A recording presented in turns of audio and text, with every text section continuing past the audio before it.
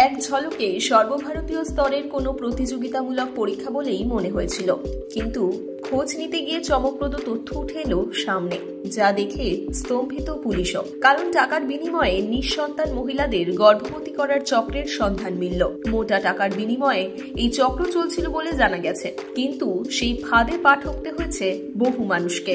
বিহারের নওয়াদা জেলা থেকে এই ঘটনা সামনে এসেছে।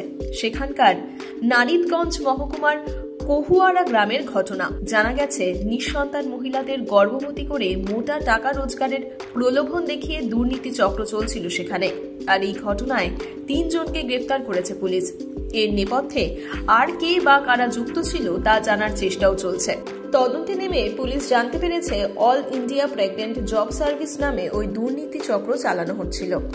আর সেই নিয়ে রীতিমতো প্রেজেন্টেশনও দেওয়া হতো।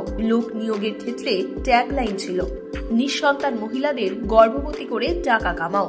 ভালোই পয়সা জমেছিল, ভালোই পসার জমেছিল, কিন্তু শেষ পর্যন্ত পর্দা ফাঁস হয়ে গেল। ডিজিটাল মাধ্যমেও এর প্রচার চলত।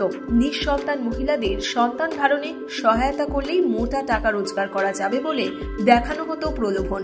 এমনকি ব্ল্যাকমেলও করা হতো বলে জানতে পেরেছে পুলিশ। জানা গেছে, নিঃসন্তান মহিলাদের গর্ভবতী করতে পারলে 10 লক্ষ টাকা মিলবে বলে বিজ্ঞাপন দেওয়া হতো। এমনকি কাজের কাজ না হলেও 50 থেকে 5 লক্ষ টাকা পর্যন্ত পাওয়া যাবে বলে দেওয়া হতো আশ্বাস।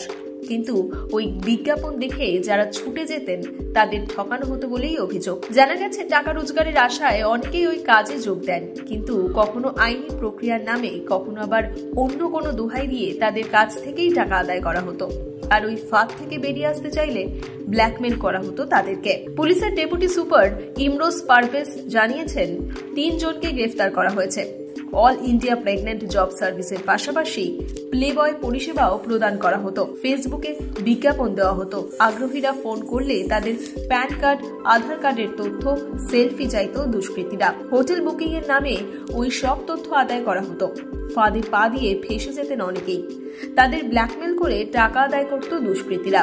ধৃত 3 জনকে প্রিন্স রাজা, ভোলা কুমার এবং রাহুল কুমার নামে শনাক্ত করা গেছে। 6টি মোবাইল ফোন বাজেয়াপ্ত করা গেছে। হোয়াটসঅ্যাপ চ্যাট, গ্রাহকদের ছবি, অডিও রেকর্ডিং, ব্যাংকের লেনদেন সংক্রান্ত তথ্যও পেয়েছে পুলিশ। এই চক্রের সঙ্গে আরও বড় মাথা জড়িত থাকতে পারে বলেই অনুমান করছে পুলিশরা।